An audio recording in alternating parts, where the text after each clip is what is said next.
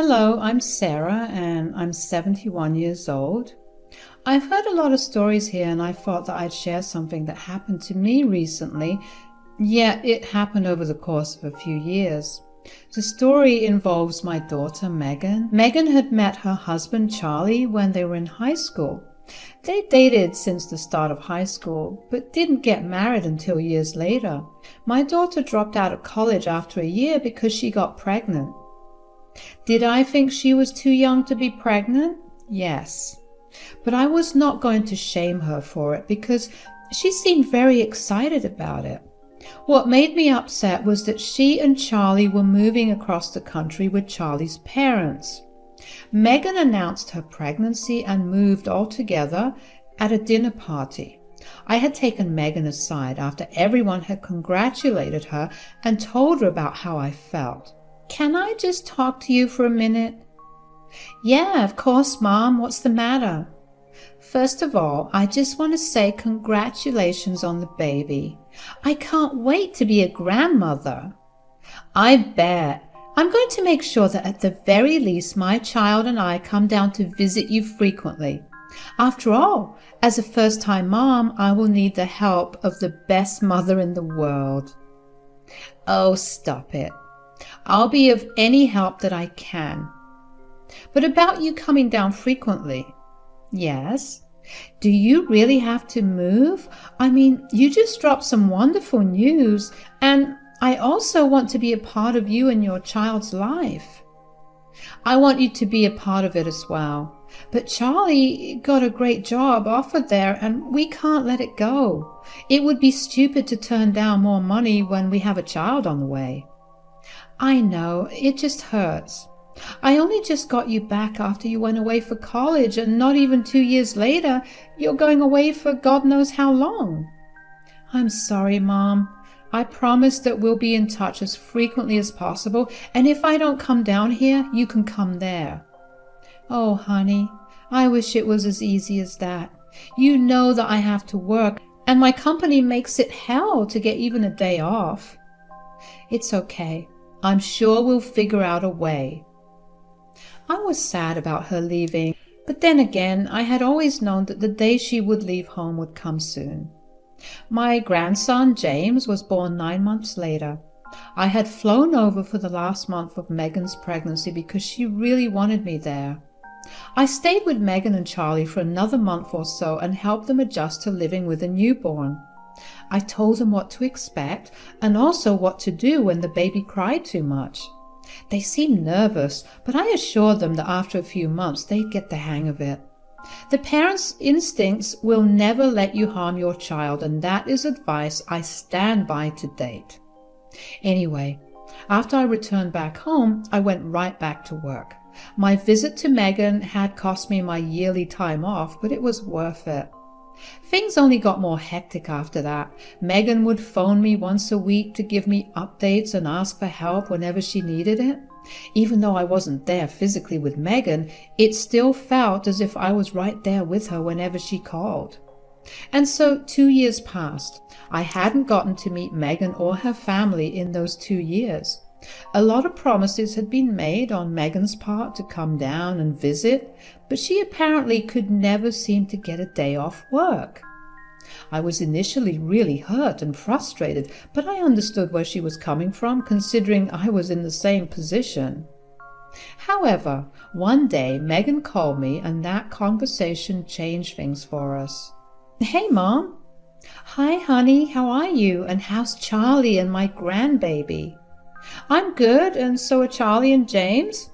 "James said his first words, by the way." "Oh, really? That's amazing, sweetie." "Yeah, and hearing James speak made Charlie and I realize something." "Oh, what is it?" "That we've been together for 6 years and we even had a baby." "Yes, it's been a very long time. As long as you're happy, time will fly faster than you could blink." "Exactly. So we were thinking of getting married." "What? Oh, wow. I'm so happy for both of you. When will you get married?" "We were thinking of getting married next week." "Next week? But honey, your dad and I won't be able to make it, unless you plan on getting married here. Are you? No, Charlie and I wanted a quick and personal wedding. We were just going to register ourselves, go out to maybe the beach for a picnic with James and Charlie's parents, and then call it a day. So Charlie's parents get to be there when you get married, but your dad and I don't? Mom, don't be like that. I'm sorry, but I've tried to be as supportive of everything you've done so far. I was hurt and upset by you moving when you were pregnant, but I let it go. Then you never visited me for 2 years, and whenever you called, it was only to ask for help. I let go of it all because I wanted to see you happy. But this feels like a slap in my face. Why can't you just be happy for me? Megan, I'm really trying. Your father will be even more heartbroken with your decision. This time I won't intervene, and you can deal with the fallout yourself. Mom, come on. Congratulations on getting married. Goodbye. My husband and I were beyond upset. I mean, looking back, I knew that it was wrong for me to lash out at Megan that way. I was overcome with sadness at just how much of Megan's life I was missing. I tried to get over it. I did. Megan called me after she and Charlie got married, and I tried my best to engage in proper conversation with her. But I couldn't get past my sadness. Eventually, Megan stopped calling. She sensed that something was wrong, and while she never made an apology, she decided it was best to just not contact her father and me as much. Somehow I managed to move on with life. It got easier as more time passed. My husband and I got through our grief by spending our time with each other. We went on a lot of trips together, not out of state, but every other weekend we went to various resorts and different parts of town, and sometimes we would even get to the town over. Sometimes Megan would send us postcards and pictures of James, and it made me feel bittersweet. I hated that I was missing watching my grandson grow up. It was simply one I had to live with. Before I knew it, 15 years had passed in total since I saw Megan and her family. My husband and I were well into our 50s, and we were planning on retiring the next year. We were looking forward to going on a tour of Europe and then Asia. We spent those 15 years just saving up to finally live our lives the way we always wanted to. One day, out of the blue, we got a knock on our door. You can imagine my surprise when I opened the door and saw Megan, Charlie, and James standing at my doorstep. Except there was one more addition, another baby. It took me a good minute to fully grasp the fact that my daughter and her family were standing at my doorstep. 15 years later, and they still knew just how to surprise me. All those emotions from years of no contact flew right out the window. I cried as I enveloped Megan in a tight hug. I greeted Charlie just as warmly, and then took a second to look at my 15-year-old grandson. He had grown so much. He was a full-blown teenager now. I hugged him tightly, and then I looked at the new baby. Megan informed me it was a baby girl. She was asleep, but she looked so serene. I quickly ushered everyone inside. My husband seemed just as shocked as me when he saw them, and hugged them too. I quickly made all of us cups of coffee and sat down with them to ask them what they were doing back home. So what are you guys doing back? And Megan, when did you have another child? Well, I gave birth 6 months ago. After I gave birth, I began to miss home way more than I ever thought I would. I guess giving birth reminds me of what things were like 15 years ago. Speaking of which, we really are sorry for not keeping in touch. No, we should have also tried to keep in touch. Our egos got in the way of us enjoying family time, even if it was over call. But Mom, so much has happened since we last spoke. I'm sure it did. I mean, you had another child. What's her name? We've named her Sienna. Do you want to hold her? Yes, of course. Oh, isn't she a doll? Oh, what is this? She has blonde hair. I know, we were surprised too. Does Charlie have blonde genes in his family? Not that we know of. We just figured that it may have been a recessive gene that just became dominant with her. That is interesting. Will I be able to see my grandkids more often now? Yes, of course. Actually, about that, Megan and I had something big to ask of you. Yes, what is it? We know this is sudden, but do you and Dad think you guys could let us live here for a little while until we get back on our feet? Oh, honey, that's not a big ask at all. We would be more than glad to help you out. When will you move in? Our things will be arriving in about a week, and we could stay in a motel so you and Dad could prepare. Nonsense. This house has always been too big for only the both of us. We can slowly figure things out as time passes, but you guys can stay here starting now. Thank you a lot. You are helping us out big time. We promise to be as helpful as possible. I was excited to finally build a good relationship with my grandkids. Everything had aligned so perfectly. I was retiring and I was going to be able to be a grandmother. Megan and her family stayed with us for an entire year. I got to witness my second grandchild's firsts, and nothing brought me greater joy than that. James and I were also getting along pretty well, although he did seem a little distant.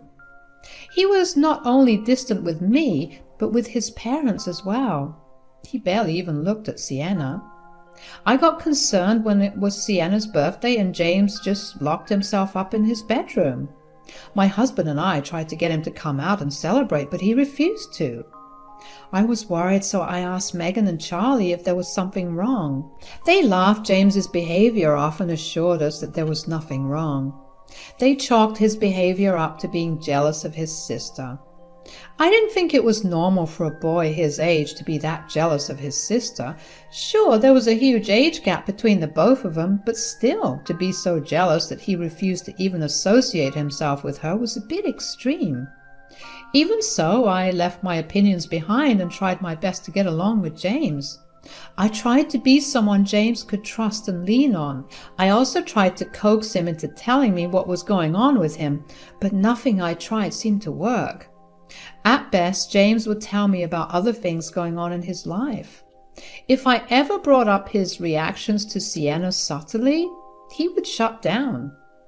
Over the rest of the year, Megan and Charlie found good jobs that allowed them to buy their own home. It was only 4 blocks away from us, and even though they weren't living with us, I still got to see them almost every day.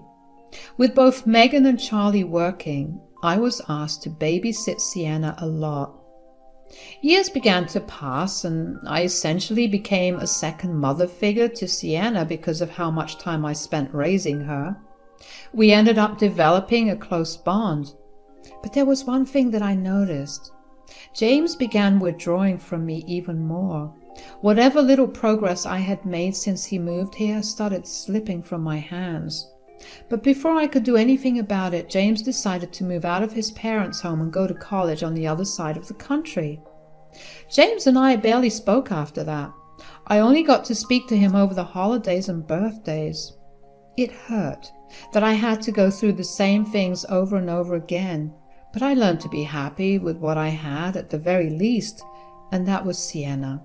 Sienna grew into a very pretty and able girl, although as she grew older there were a lot more distinct and different features showing up in her.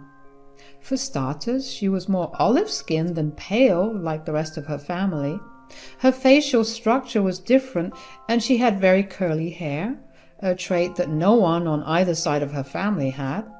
My husband and I often discussed how it was possible for Sienna to look so different from us, and every time the conversation would leave us feeling a little unsettled. One time when Megan had come over to spend time with me when Sienna was around 9 years old and was off to school now, I decided to ask Megan why Sienna looked so different. "I've been meaning to ask you something, actually." "Yeah? What is it?" "I mean, this is in the nicest way possible, but your father and I were just curious. Why does Sienna look so different from the rest of us?" "What are you trying to imply here? Are you trying to ask me if I cheated?" Whoa, what? No, I would never accuse you of something like that. Your father and I have been talking about it a little, and we couldn't help but notice that Sienna has a lot of different features. Yes, she has a lot of different features, but she is still our daughter. I gave birth to her. Yes, honey, I don't doubt that one bit. I'm only wondering about why the difference exists. I love Sienna just the way she is, with all my heart and soul. What do you want me to do? Do you want me to pull up her birth certificate, or do you want me to introduce you to the nurses and the doctor who helped deliver Sienna? Honey, you're lashing out.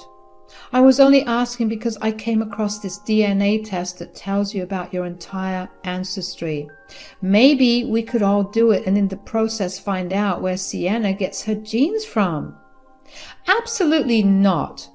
That feels like a setup. A setup? What exactly would I need to set you up for? If I give in now, there's no telling what else you'll ask me to do.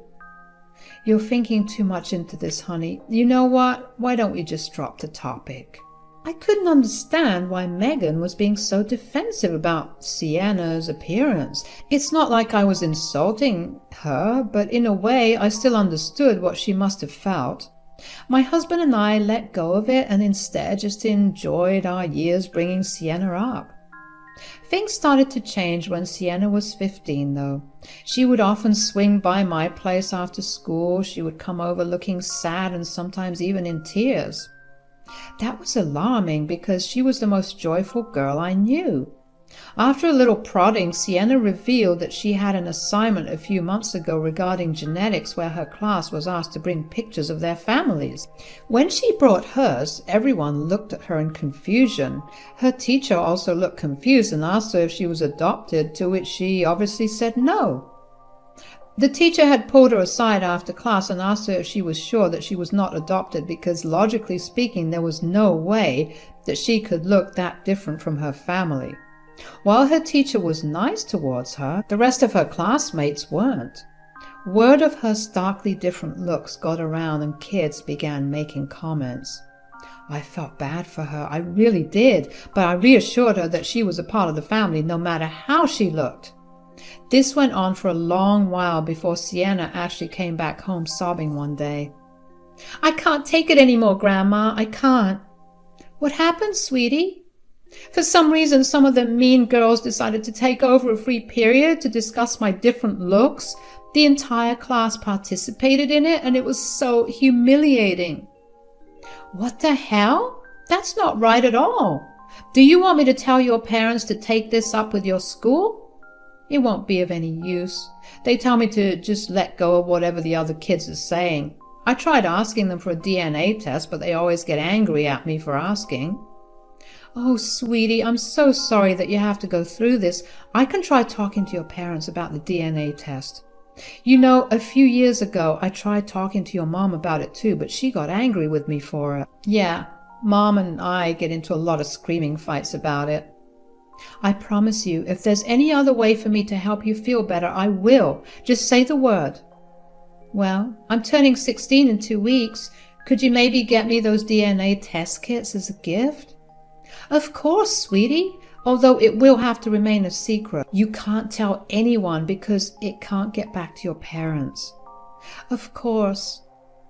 Was it wrong to go against my daughter's wishes? Yes. Was it okay for me to watch my granddaughter struggle and not do anything about it?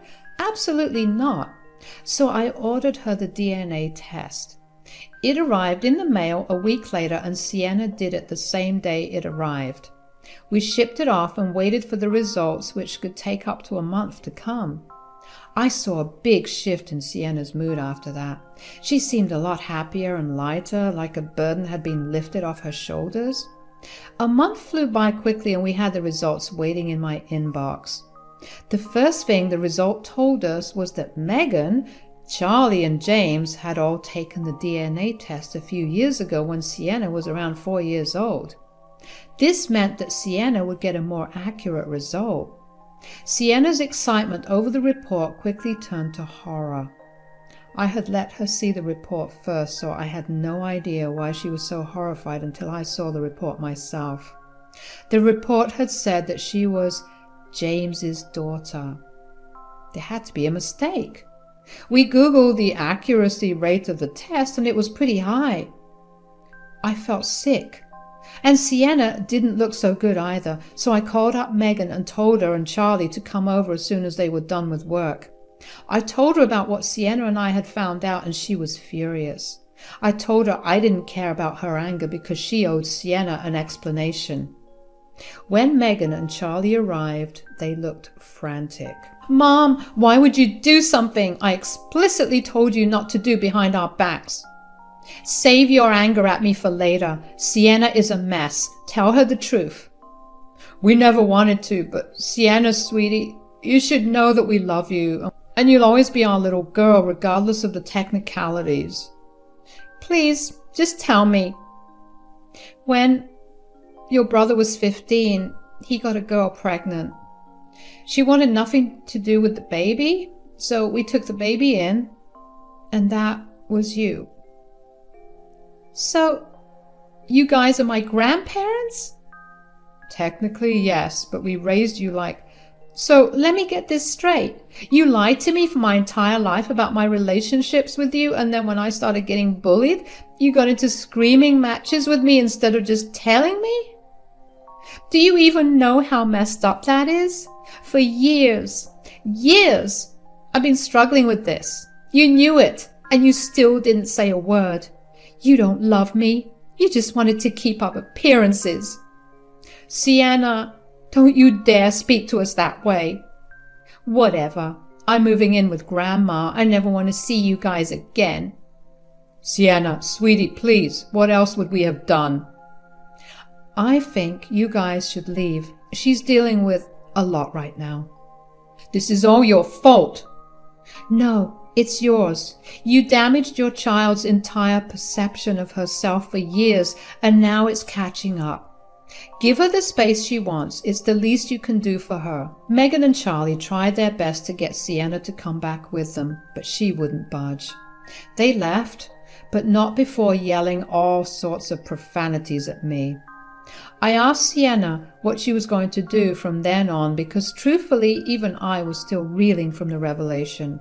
Sienna told me that she was being serious about moving in, and I told her that she was always welcome here. Megan and Charlie tried to report me for kidnapping, but Sienna was 16 and was allowed to make her own decisions regarding where she wanted to live, and since she was still living with a relative, there was nothing wrong. I've put Sienna into therapy because of how much she's dealing with, and even though I see no progress right now, I'm sure that she will feel better soon. Megan and Charlie have tried every way possible to get back at me, but I've always told them that if they tried anything on Sienna, I would tell everyone in the family about what they did. True to themselves, they stopped making any more efforts because of the threat of a ruined reputation. Anyway, my husband and I are planning to take Sienna to Spain this summer in the hopes of making her feel better. It's going to be a long and hard road ahead, but I'm sure the journey will be worth it in the end.